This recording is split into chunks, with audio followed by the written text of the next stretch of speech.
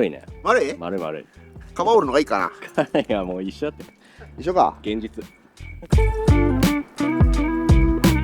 今日はどこ行くんですか？今日は今からピクニックへ。こういうのいらないから、今日は安田君っていうね、まあイケメンがいるんだけど、その子がスポーツスターミーティングっていうのをもう何年やっててか、7年で。そんなやってる？いや、やってる。やってるか。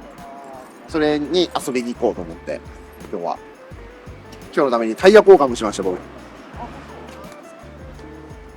気に入ってないタイヤ。誰もはめてないタイヤはめたいやんと思って。チャレンジャーでしょ。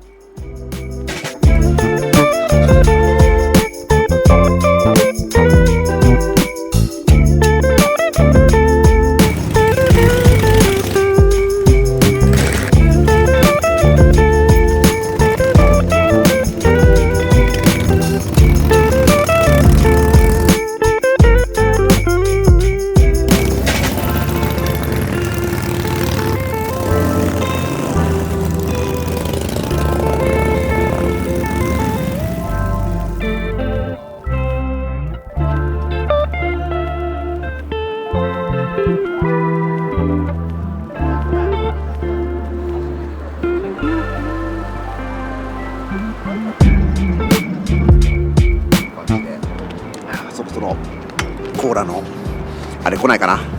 なんだこれカフェレーサーやんね。あれ純正の出とったチーズ。そうなの？そうなんだって。え？だけどタイヤサイズがね、なんかね、でもこれ普通だな。120の力生ジュイクでラジアル履けるよ。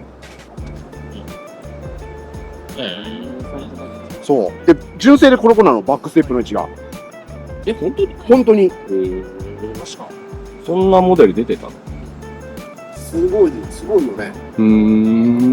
ハンドルとか変わっちゃってる。